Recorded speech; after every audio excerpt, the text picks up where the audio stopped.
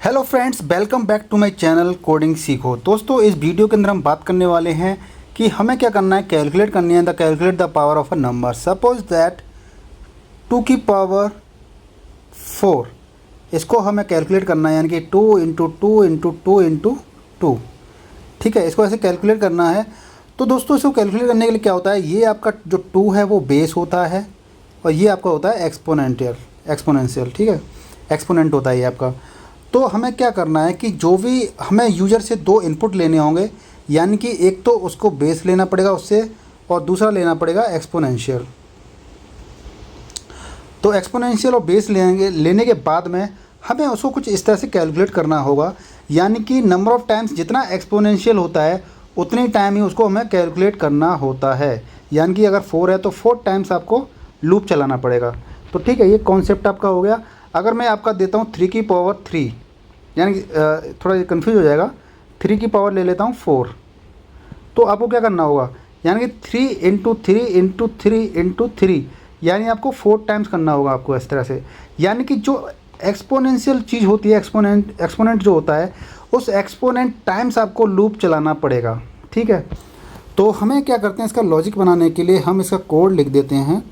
तो void main, आपका एक मेन फंक्शन होता है, वॉइड मेन पैरेंथेसिस लगा दिए मैंने, कर्ली ब्रेसेस स्टार्ट कर दिया और वॉइड लगाया मैंने, क्योंकि हर जो फंक्शन होता है, जो मेन फंक्शन है, वो हमेशा ना एक वैल्यू को रिटर्न करता है, लेकिन मुझे यहाँ वैल्यू चाहिए नहीं, तो उसको मैंने वॉइड कर दिया, नल कर दिया वैल्यू को।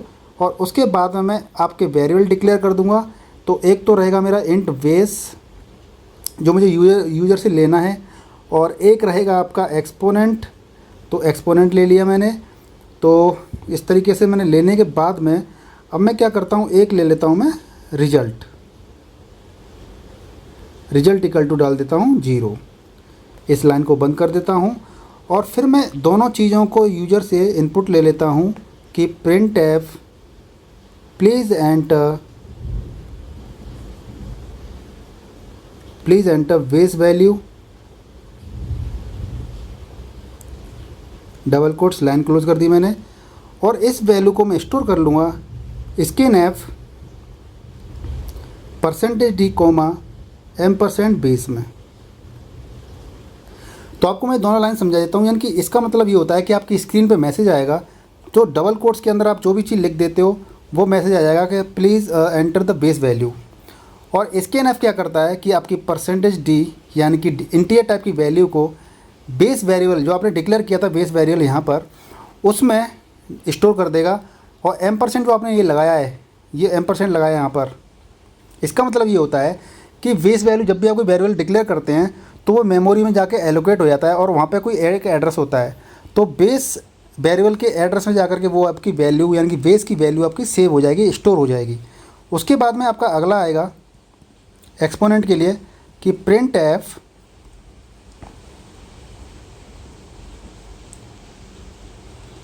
Please enter exponent value, double quotes. और इसको भी आप क्या करेंगे, वेरिएबल के अंदर स्टोर कर लेंगे %d कोमा M% exp। अब दोनों वैल्यूज़ आपकी स्टोर हो गई यहाँ पर। तो हम अगले इस पेज पे चलते हैं। तो यहाँ पे हम क्या करेंगे, जो आपने रिजल्ट लिया था, यानी कि रिजल्ट जो लिया था, तो उससे तो रिजल्ट से तो अभी कोई मतलब अभी आगे स्टोर करेंगे। लेकिन मैंने आपको बताया कि आपने जो कैलकुलेशन की थी आपकी, यानी कि लूप को कितने टाइम चलाना पड़ेगा। तो उसके लिए हमें क्या है, लूप लगाना पड़ेगा, यानी कि वाइल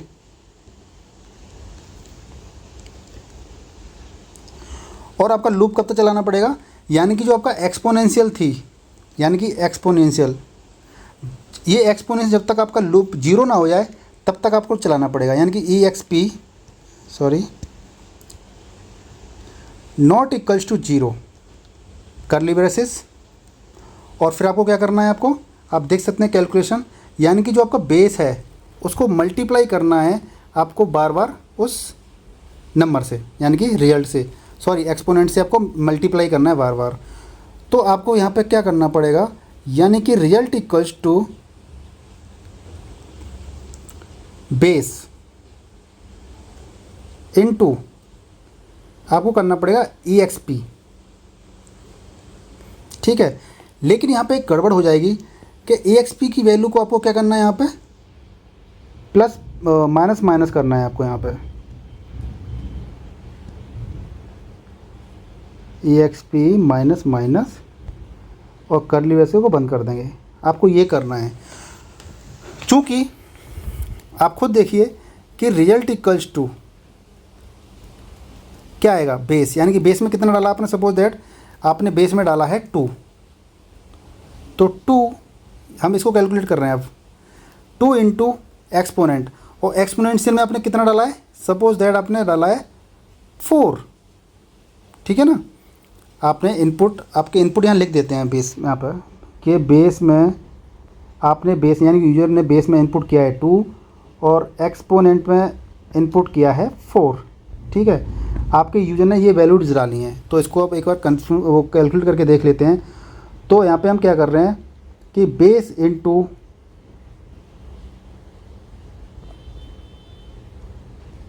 ये फॉर्मूला गलत हो गया, इसको सही कर लेते हैं। Result equals to result into base, ठीक है। Result equals to result into base. तो इससे क्या होगा कि रिजल्ट, अब इसको एनालाइज करके देख लेते हैं कि result equals to result into base. जब आपकी एक्सपोनेंशियल में क्या है, 4 डाली है, एक्सपोनेंशियल में क्या डाला है यूजर ने, 4, यानी कि 4 not equals to 0, condition is true. तो रिजल्ट के अंदर क्या आ जाएगा, रिजल्ट यानी कि 1। स्टार्टिंग में रिजल्ट में मैंने कितना डाला था, देख सकते हैं आप, रिजल्ट में मैंने डाला था, यहाँ 1 डालना पड़ेगा, सॉरी, ठीक है, यहाँ 1 डाला था मैंने, तो 1 इंटू बेस, और बेस में कितना है, मैंने बेस में डाला था 2, तो 2 आ गया, यानी कि रिजल्ट में आपका क्या आ गया, रिजल्ट 2 आ गया। फिर आप इस स्टेटमेंट से इस पे आएंगे, यानी कि एक्सपोनेंशियल वैल्यू क्या हो जाएगी, अब 3 हो जाएगी, ठीक है। तो 3 हो जाएगी, तो कंडीशन मैच करेगा ये कि 3 not equals to 0, condition is true, नहीं है, बराबर नहीं है, तो रिजल्ट के अंदर आ जाएगा, और अंदर आ जाएगा तो आपका ये रिजल्ट इक्वल टू वाला चलेगा, यानी कि result equal to result into, यानी कि रिजल्ट में कितना है 2 है अभी, तो 2 इंटू बेस, बेस में कितना है 2, तो फिर कितना हो जाएगा, रिजल्ट इक्वल टू 4। तो अब हमारा रिजल्ट इक्वल टू 4 हो गया। अब आपकी एक्सपोनेंस की बाइट 3 से कितनी हो जाएगी, माइनस माइनस कर देंगे यहाँ से, तो 2 हो जाएगी। फिर से कंडीशन मैच करेगा कि 2 not equals to 0, yes, condition is true है। तो फिर क्या हो जाएगा, R equals to 4 into base, base कितना है आपका 2 है, बेस में तो बेस ही रहेगा हमेशा जब तक आपका कोड एग्जीक्यूट होगा। देन आपका फिर यहाँ पे क्या हो जाएगा, 2 की जगह 1 हो जाएगा, क्योंकि एक्सपोनेंशियल माइनस माइनस है यहाँ पे, तो 1 हो जाएगा। 1 होने के बाद फिर कंडीशन फिर से फॉर्मूला एग्जीक्यूट होगा, यानी result equal to 8 into base, यानी कि 2, तो आर इक्वल टू 16 हो गया। अब क्या होगा आपका, 1 से फिर से आपकी वैल्यू कितनी हो जाएगी, 0, 0 पे आपका कोड फॉल्स हो जाएगा। तो इस तरीके से आपका एक कोड एग्जीक्यूट होगा, लेकिन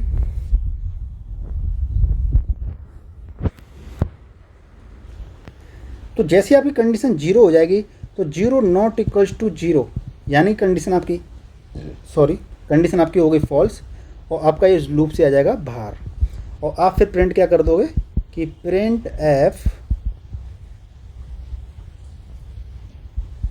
%d, और यहाँ पे क्या रिजल्ट की जो वैल्यू होगी वो प्रिंट कर दोगे आप, लाइन क्लोज और कर्ली ब्रेसेस क्लोज। तो ये आपका कुछ इस तरह से प्रोग्राम बनेगा, calculate the power of a number का।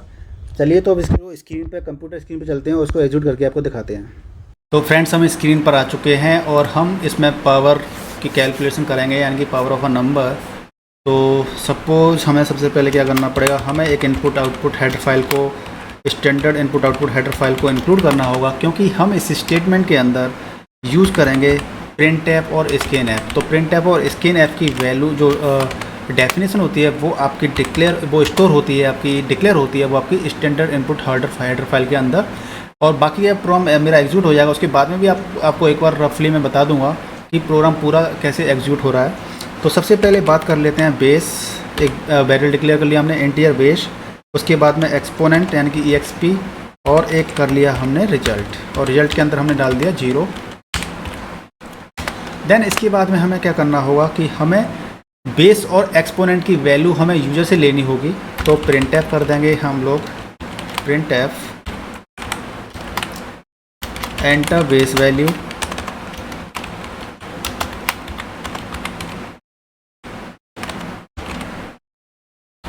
और उस वैल्यू को जब मैसेज आ जाएगा स्क्रीन पर तो यूज़र इनपुट कर देगा उस वैल्यू को, तो हमें क्या करना पड़ेगा, उस वैल्यू को स्टोर करना पड़ेगा। यानी कि वैल्यू कैसी होगी, इंटीजर टाइप की होगी, इसलिए हमने परसेंटेज डी लगा दिया है, और एम्परसेंड बेस, यानी कि बेस वेरिएबल के अंदर हम इसको स्टोर कर देंगे जो यूज़र वैल्यू डालेगा। और एम्परसेंड हमने इसलिए लगाया क्योंकि जब भी हम मेमोरी का एलोकेशन करते हैं तो उसका एक एड्रेस पे एलोकेशन हो जाता है, यानी मेमोरी के अंदर, तो उस वेरिएबल के एड्रेस पे वो वैल्यू स्टोर हो जाएगी जो यूज़र डाल देगा। अब हम दूसरा ले लेंगे कि एंटर एक्सपोनेंट वैल्यू। अब एक्सपोनेंट वैल्यू के लिए लेंगे, फिर इसको भी सेव कर लेते हैं हम वेरिएबल के अंदर, यानी कि परसेंटेज डी, क्योंकि आपका इंटीजर टाइप का वेरिएबल है, और एम्परसेंड यानी कि उसके एड्रेस पे, किसके पे, EXP एक्सपोनेंट के एड्रेस पे, यानी कि आपकी दोनों चीज़ें आपकी स्टोर हो चुकी हैं। अब हम क्या करेंगे कि अब हम पावर को कैलकुलेट करेंगे, यानी कि बेस की पावर, सपोज दैट हमने 2 हमने बेस दिया है और आपका जो पावर दी है हमने वो दिया है, एक्सपोनेंट दिया है 4, यानी कि 2 की पावर 4 को कैलकुलेट करना है। तो इसके लिए हम क्या करते हैं कि वाइल लूप लगाना पड़ेगा हमें। और आपको मैंने जैसा कि बताया था जब हमने प्रोग्राम को एनालाइज़ किया था कि जितनी एक्सपोनेंट होती है, यानी कि जितना एक्सपोनेंशियल होता है उतनी टाइम्स हमको लूप चलाना पड़ता है, यानी कि जब एक्सपोनेंट की वैल्यू आपकी 0 ना हो जाए तब तक ये लूप आपका चलता रहेगा। तो इस तरीके से हमने क्या कर दिया, एक्सपोनेंट नॉट इक्वल्स टू 0, यानी कि जब तक 0 नहीं होगा ये एक्सपोनेंट की वैल्यू तब तक आपका लूप चलता रहेगा। तो हम क्या कर देंगे, result equals to result into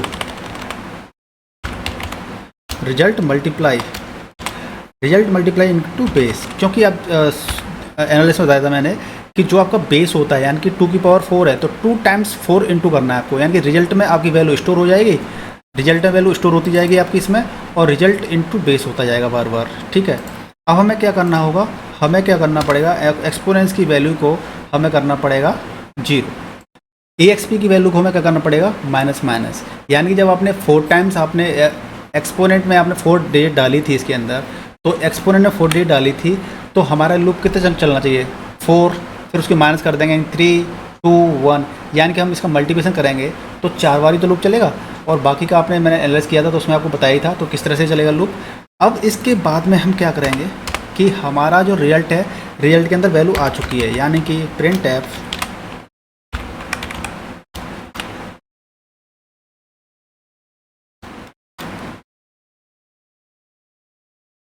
तो अब हम क्या करेंगे, उसके रिजल्ट को प्रिंट कर देंगे। तो प्रिंट करने के लिए हमें क्या करना पड़ेगा, परसेंटेज डी, आप कोई मैसेज चाहते हो तो मैसेज दे दीजिए और हम रिजल्ट की वैल्यू को प्रिंट कर देंगे।